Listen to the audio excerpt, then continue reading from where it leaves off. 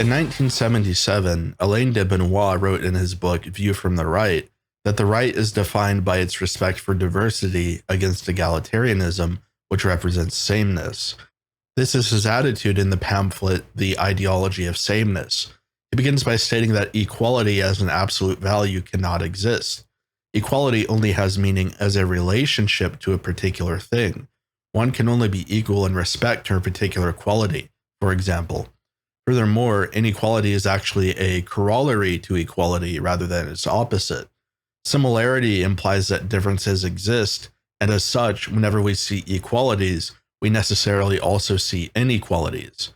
The true opposite of equality, Benoist writes, is incommensurability, or the inability for qualities to exist together.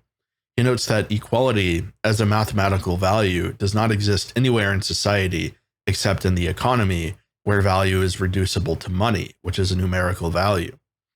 He further argues that equality as a value is itself contradictory, because if we postulate a value, we are comparing it to that which is worthless. If equality is a value, then it is better than every other value, and therefore it is unequal. Moreover, to say that two things are equal, it is practically to say that they have the same value as each other despite their differences. The differences recede into the background, and so it appears as if the two are the same, even though they obviously are not. The ideology of sameness is based on the concept of the unique. The unique is that which has no other. Benoist sees in Christianity the beginning of the ideology of sameness because it posits an absolute and formless God. Furthermore, there's also the idea of the spiritual equality of the soul before God. Benoist quotes St. Augustine's Heavenly City, in which Augustine speaks of people of every creed and race communing peacefully together in heaven. This is clearly a picture of the pluralism of the future. In contrast to the unique, Benoist posits the importance of the other. The I has no existence apart from a particular context, much as nothing in the world exists without context. The I is formed in and with a relationship to a group. We only have an I as it pertains to this group, and as such, there is no such thing as an individualistic and solipsistic I for whom the world is simply its own projection. We might read this as almost a rebuke against Evolas' theory of the absolute individual, as well as against the abstract I of Kant, as well as against the general premise of individualism. What defines the modern world is the ideology of sameness. Liberals like to claim that we are defined exclusively by our similarities, but since dissimilarities obviously exist, this cannot be true. They will then argue that what differences we do have are secondary or accidental. Basically, they are without essence or consequence, but this is obviously wrong too, according to empirical science. We can already see in the racial differences in distance sprinting something of this fact. Benoist goes on to say that the liberal idea of the market is part of the ideology of sameness because it reduces people to individuals.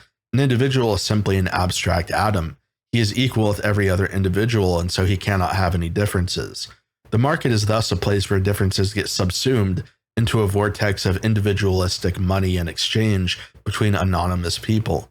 It is more or less a system of leveling which respects only the degree to which we are the same as other market actors and thus have something to exchange. Benoist then criticizes ethnocentrism. He argues that ethnocentrism is just an extension of individualism to the scope of an entire race. Ethnocentrism is founded on the self-interests of the race, from which we derive its right of self-determination. This is very much the doctrine of the individual, rational, self-interested person applied to a group. Benoist thinks that this prevents ethnocentric people from recognizing the other, for which reason they tend to engage in racial domination and oppression. In other words, ethnocentrism is just the flip side of the ideology of sameness. This is also the reason why ethnocentric states, like Nazi Germany, tend to be socially and culturally homogenous.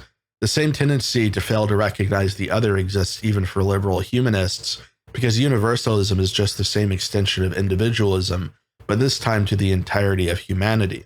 As such, universalists will tend to view their enemies as inhuman, since a human can only be a person who has the same values as the universalist. Moreover, equality tends to result either in apathy or in the most violent and bitter warfare. If people fall outside of the preconceived human ideal of equality, then they are enemies. There's just as much revanchism and total war under equality as there ever has been. And simultaneously, equality will create an atavistic resurgence of identity. Being stripped of any identity, people will feel an intense urge to form one, and so differences will manifest themselves furiously, leaving a trail of blood in their wake. In contrast to ethnocentrism and humanism, Benoist presents differentialism. Differentialism promotes a kind of empire based on the principles of subsidiarity and federation. It is regionalist and respects the right of people to form exclusive ethnic enclaves. The foundation of this system is identity. Identity arises out of recognition of the difference between the self and the other. Differentialism supports the right for ethnic blocs to defend the integrity of their ethnos against others who wish to disrupt it. He argues that liberals and nationalists have disconnected two principles which really should be united: the political people, or the demos, and the ethnic people, the ethnos. For context, the Nouvelle Droit more or less supported the idea of a strong and independent United States of Europe, possibly allied with Russia, although we can say the possibility of a Russian alliance is today probably zero. This is the context in which we should view Benoist's empire. Benoist believes that this empire will preserve community. He gives a reiteration of the communitarian critique of liberalism, mainly that of Thunes in Gemeinschaft and Gesellschaft, who differentiates community from society. A society is simply a collection of individuals whose self-interested actions accumulate into an aggregation of goods. In contrast, the community is a concrete and local organization of persons who have the expectation of reciprocity as well as an obligation to the common good of the group. The mechanistic quality of society breeds a condition of sameness, while community, because it exists in relation to other communities, breeds diversity. Lastly, Benoist distinguishes the ancient concept of political equality from the modern concept. In antiquity, political equality meant shared citizenship, which was aristocratic in character.